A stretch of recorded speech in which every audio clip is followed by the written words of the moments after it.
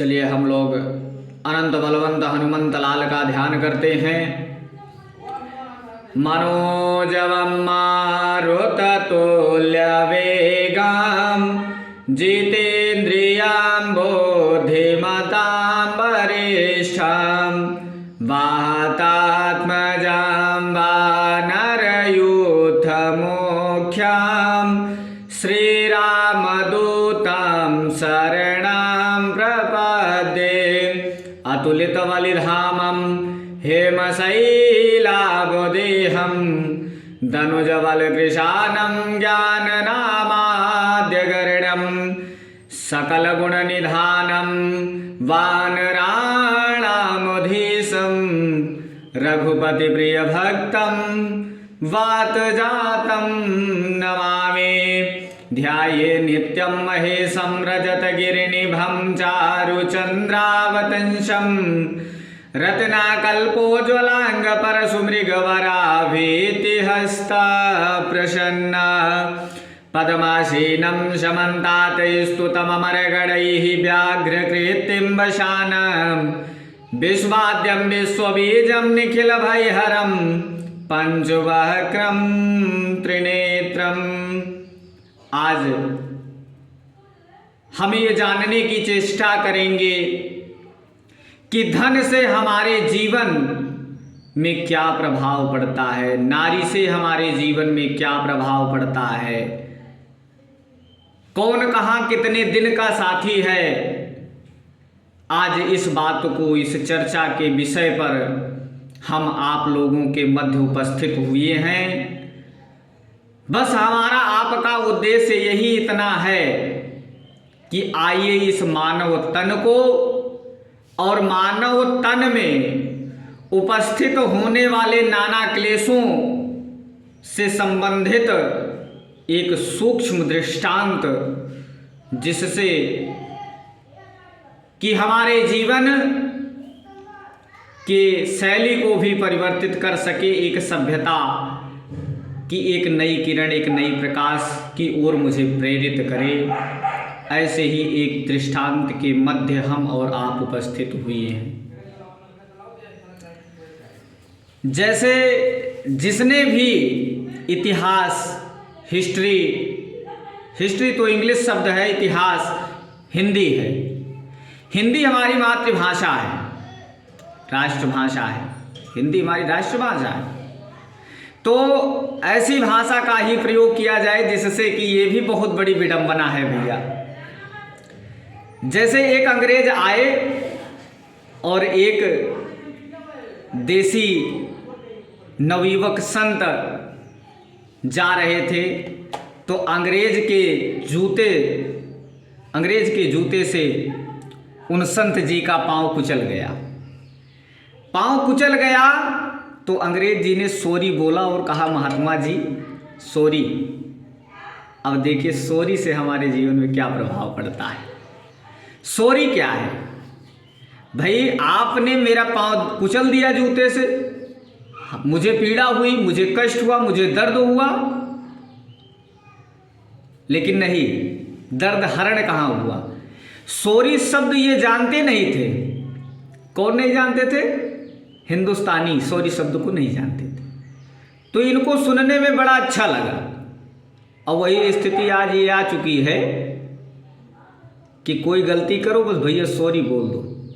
Sorry बोलने से जीवन कभी, क्या वो दर्द, वो पीड़ा जो आपको हुई थी पांव कुचलते समय, क्या उस सॉरी से पूर्ण हो जाएगा?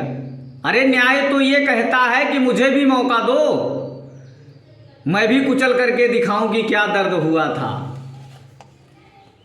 तो अंग्रेजों ने दे दिया सॉरी, तो आज उस सॉरी को लेकर के चलते हैं।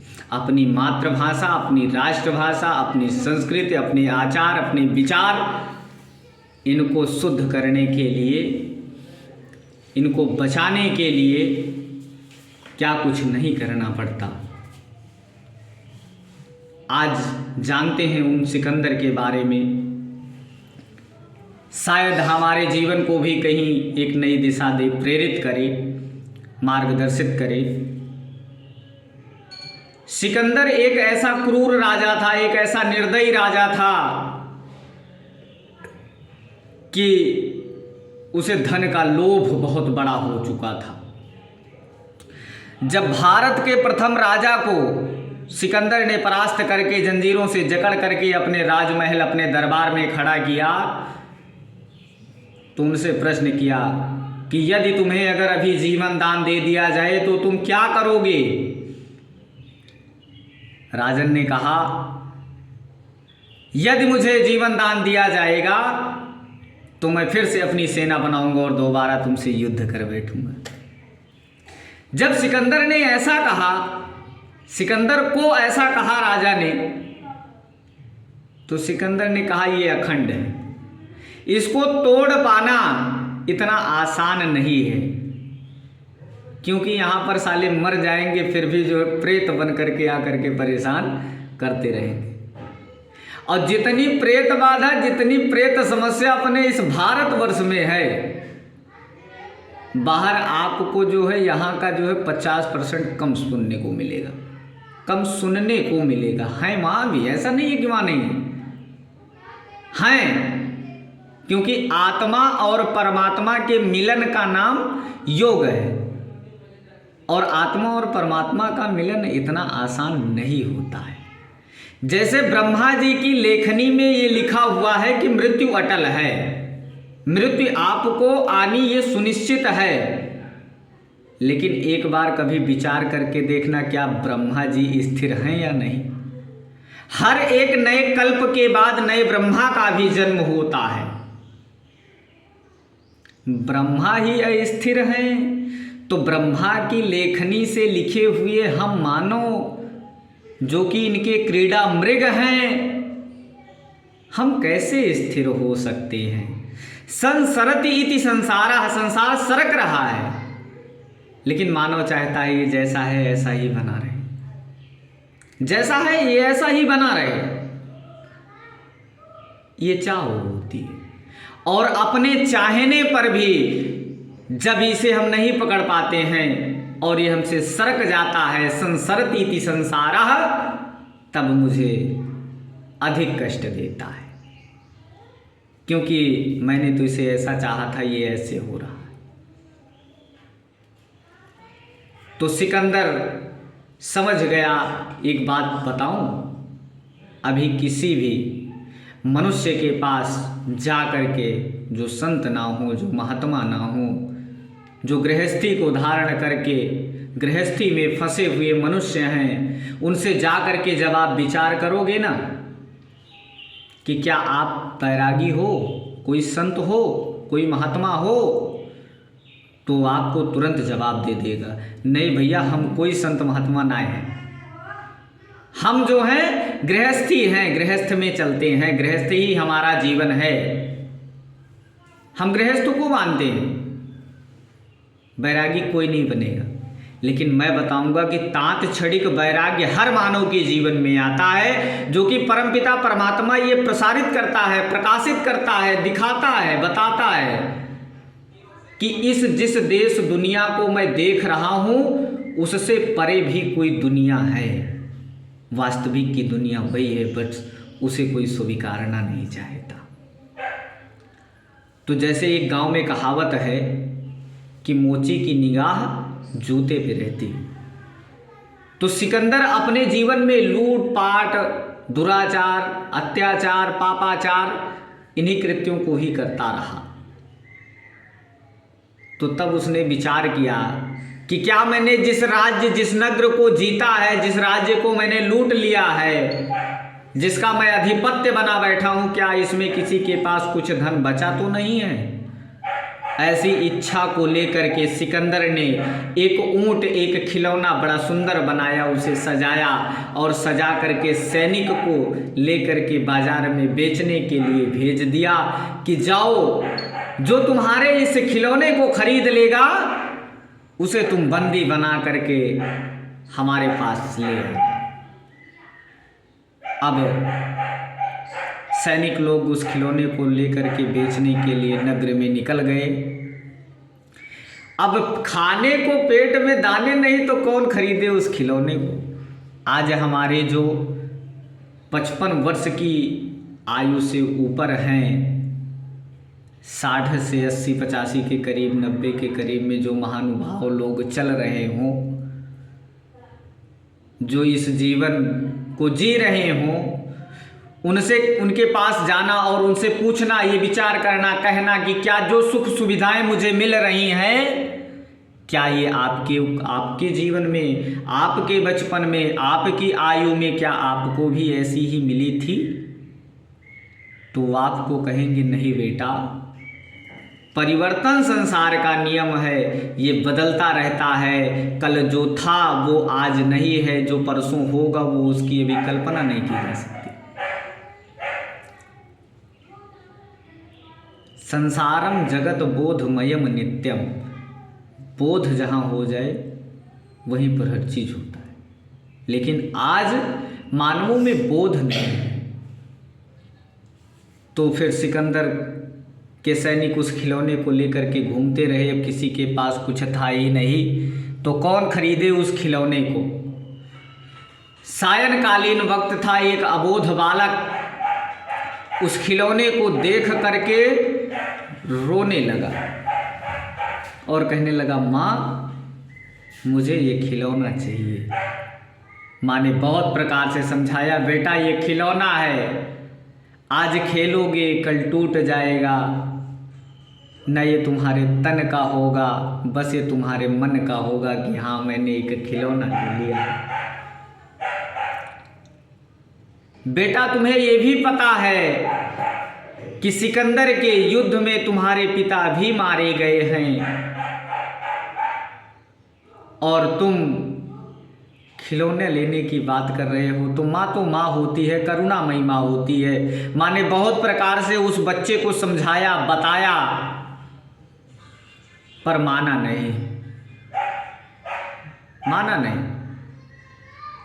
उसने ये कह दिया कि माँ तुम मुझसे प्रेम नहीं करती, पिताजी होते तो ये खिलौना ला करके देते, माँ तुम मुझसे प्रेम नहीं करती इसलिए तुम मुझे खिलौना नहीं दिला रही है।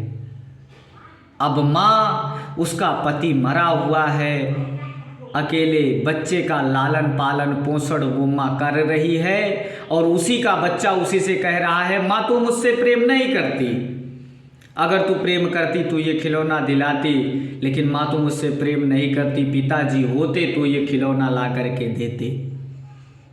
बहुत कष्ट हुआ, बहुत पीड़ा हुई। माँ को रात्रि में नींद नहीं आई। तब उसे अर्धरात्रि में याद आया कि जब पतिदेव की अंतिम विदाई थी तो उनके मुख में कुछ आना, कुछ सिक्के डाले थे, वो हमें ज़रूर मिल जाएंगे। क्योंकि हमारे सनातन धर्म की ये एक प्रथा है कि जब सनातनी में कोई मनुष्य मरता है, उसका देहा त्याग होता है, देहावसान होता है, तब उसके मुख में कुछ, कोई सोने का, कोई पैसा, कोई कुछ डाल देता है। ये एक प्रथा है। तब उसे याद आया कि जब पतिदेव की अंतिम विदाई थी तो उनके मुख में कुछ आना, कुछ सिक्के डाले थे, वो हमें ज़रूर मिल जाएंगे।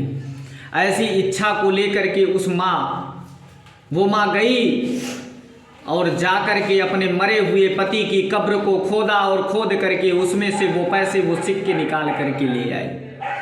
और दूसरे दिन जब सिकंदर के सैनिक उस खिलौने को बेचने के लिए आए तो उस माँ ने उस खिलौने को खरीद लिया। तत्क्षण तुरंत ही सिकंदर के सैनिकों ने उस माँ को बंदी बनाया और बंदी बना करके सिकंदर के दरबार में ले जा करके खड़ा कर दिया। कहा, महाराज इसने आपसे धन छिपा करके रखा। तब सिकंदर ने कहा, क्यों रे, तूने मुझसे धन छिपा करके रखा? तब उसने कहा बिलख करके, नहीं महाराज, आप तो इतने निर्दयी, आप इतने क्रूर हो कि घर में खाने को एक दाना नहीं छोड़ा, और मैं आपसे धन छिपा करके कैसे रख सकती हूँ? वो तो अपने मरे हुए पति की कब्र से खोद करके ये पैसे, ये सिक्के निकाल करके ले आई थी अपने बेटे के प्रेमवश। तब तो सिकंदर का दिमाग ठनक गया। उसने कहा, है कब्रों में अभी इतना पैसा दबा है? कब्रें खुदवा डाली, मुर्दों को निकलवा डाला, उनसे भी एक एक पाई, एक एक सिक्का ले लिया। एक एक सिक्का सिक्का ले लिया, तब भी सिकंदर को बोध नहीं आया। जैसे कहते हैं ना कि तात्क्षणिक वैराग्य हर मानव के जीवन में आता है। जैसे तभी मैंने पूछा कि क्या किसी मानव से जा करके आप पूछो क्या आप वैरागी हो, क्या आप संत हो, क्या महात्मा हो, तो वो कहेगा कि नहीं मैं गृहस्थी हूँ। लेकिन तात्क्षणिक वैराग्य तो आता है, गृहस्थी के जीवन में भी आता है। वो बताता है कि मैं हूँ, मैं परमात्मा, एको हम ब्रह्म द्वितीयो नास्ति, ब्रह्म एक है दूसरा कुछ नहीं। उसी ब्रह्म, वही ब्रह्म आकर के आपको बोलता है, प्रेरित करता है, कहता है, बताता है कि ये ऐसा नहीं ऐसा है। फिर भी हम उसे नहीं मानते। आप उस दिन को याद कर डालो जिस दिन किसी की अर्थी को सजा करके अपने कंधे से ले जा रहे हो, या किसी की चिता में अपने हाथों से उसे मुखाग्नि दे रहे हो। अरे अपने की तो बात छोड़ दो, किसी गैर को, ना मैं जिसे जानता हूं, ना पहचानता हूं, ना कभी देखा हूं, ना कभी उठा हूं, ना बैठा हूं, ना उससे कभी बात हुई है, ना कुछ राम राम हुआ, कुछ नहीं हुआ। लेकिन जब मैं उसे भी देख लूंगा कि आज उसकी चिता में अग्नि दी जा रही है, मैं रास्ते से गुजर रहा था, तो उस समय आप स्तब्ध हो जाओगे, रुक जाओगे। उस समय आपको लोभ, मोह, मद, मात्सर्य, ईर्षा, द्वेष, छल, कपट तत्क्षण नष्ट हो जाएंगे। बस आपको यही याद आएगा कि एक दिन तो मुझे यहां भी आना है। अपनी बीवी, बच्चे, हर कुछ भूल जाता है मनुष्य उतनी देर के लिए। तो जब ऐसी स्थिति सिकंदर के जीवन में आई, उसने कहा क्या मुझे भी मरना होगा? लुकमान वैद्य ने कहा हाँ महाराज आपको भी मरना होगा। तो उसने कहा क्या इसमें कुछ पल बढ़ाए या घटाए नहीं जा सकते वैद्य? मैं तुम्हें आधा राज्य दूंगा। लुकमान वैद्य ने कहा महाराज आधा नहीं, आप मुझे पूरा भी राज्य दे दो तब भी मैं इसमें एक घड़ी नहीं बढ़ा कर रह सकता। तो कहा क्या मैं जो इसमें कमाया हूं, जो मैंने लूटा है, जो इतनी सारी संपत्तियों को इकट्ठा करके जोड़ रखा है, क्या इसमें से मैं कुछ नहीं ले जाऊंगा? लुकमान वैद्य ने कहा नहीं महाराज आप कुछ नहीं ले जा पाओगे। तब सिकंदर ने कहा कि मैं तो मर जाऊंगा, पर मेरे दोनों हाथ अर्थी से बाहर खुले करवा देना ताकि दुनिया के लोग ये जान सकें कि मुझ जैसा क्रूर राजा भी इस दुनिया से कुछ ले नहीं जा सका। धन धरा के बीच में यूं ही धरा रह जाएगा, पशु भी बंधे रह जाएंगे जब ऊंच का दिन आएगा। नारी भी तेरा साथ देगी केवल घर के द्वार तक, बंधु बांधव ले जाएंगे शमशान तक। तेरी देह को जलाकर हर व्यक्ति लौट आएगा, बस धर्म ही परलोक में साथ तेरे जाए। नारी, नारी अर्थात पत्नी, जो कि हमारे इस जीवन पथगाड़ी में जुड़ी ना होती तो हमारी तृष्णा इतनी ज्यादा बढ़ी ना होती। नारी के ही आने से लोभ, मोह उच्च स्तरीय पराकाष्ठा को प्राप्त हो जाते हैं। लोभ, मोह, मद, मात्सर्य, ईर्षा, द्वेष, छल, कपट जब ये नष्ट होते हैं तभी तो मनुष्य पवित्र और पावन होता है। इसी को ही तो नष्ट कर पाना अति दुर्लभ है। आप भी एक अबोध बालक से जाकर के उसकी बाल्या स्थिति में जाकर के उससे पूछना बेटा तुम्हारा परिवार क्या है, तो बेटा तुरंत कहेगा कि वो मेरे माँ हैं, वो मेरे पिता हैं, वो मेरी बहन है, वो मेरा भाई है। हर चीज बताएगा, हर चीज बताएगा वो आपको। लेकिन उसी बालक से आप 50 वर्ष की आयु के बाद वही व्यक्ति जाकर के पूछेगा कि बेटा तुम्हारा आज परिवार कहाँ है, तो वो कहेगा कि मैं, मेरी पत्नी, मेरे 4 बच्चे।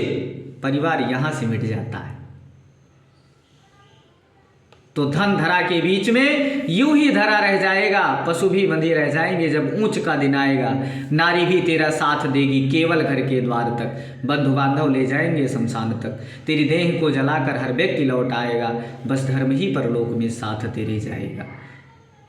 हर घड़ी पे हर घड़ी जितनी घड़ी अब ना रही, जो घड़ी हाथों पे बंधी वह न रहने पाएगी। जब घड़ी तेरी घड़ी असली घड़ी पर आएगी, कितनी भी चाबी भरते रहना वह न रुकने वाली है, वो कभी रुकेगी नहीं, वो चलती रहेगी। जब तेरी डोली निकाली जाएगी बिन मुहूर्त के उठा ली जाएगी। कोई मुहूर्त नहीं देखा जाएगा, कोई समय नहीं देखा जाएगा, बस यही कहा जाएगा कि अब इससे स्वार्थ का कार्य समाप्त, स्वार्थ लाई करई सब प्रीति। यदि स्वार्थ है तो प्रेम है।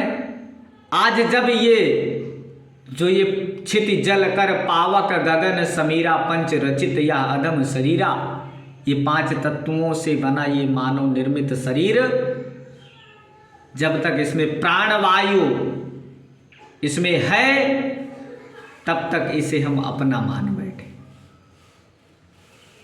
और जिस दिन ये निकल गया, सिर्फ पिंजड़ा पड़ा रह गया, तो घर के लोग क्या कहेंगे कि जैसे रविवार और मंगलवार 2 दिन बांस नहीं काटनी चाहिए। लेकिन घर वाले क्या कहेंगे, परिवार वाले क्या कहेंगे, समाज वाले क्या कहेंगे? यही कहेंगे कि भैया ये विशेख का कार्य है, ये अशुभ कार्य है, इसमें काट लेना चाहिए, इसमें कोई दोष नहीं।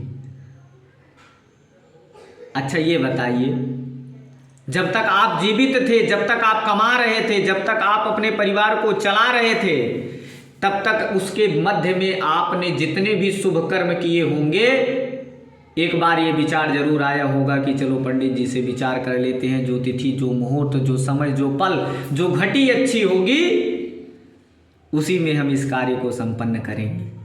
लेकिन जिस दिन वास्तविक की विदाई आपकी हो जाती है, उस दिन कोई नहीं करने आता, कोई नहीं करने आता। बस ये कहता है इसे घर से बाहर निकालो, तत्क्षण यहां से निकाल दो, क्योंकि स्वार्थ खत्म हो गया है। स्वार्थ लाई करे सब प्रीति। जब तक स्वार्थ था तब तक प्रीति थी, आज स्वार्थ खत्म हो गया, निस्वार्थ हो गया, प्रीति नष्ट हो गई। परिवर्तन संसार का नियम है, इसे देख करके परेशान ना हो हम और हमारा जीवन। जो दिन सुखी से बीत जाए वो दिन अपना है, अन्यथा तो कांटों पे चलने वाले रास्ते कम नहीं मिलते। जय श्री राधे, जय श्री श्याम।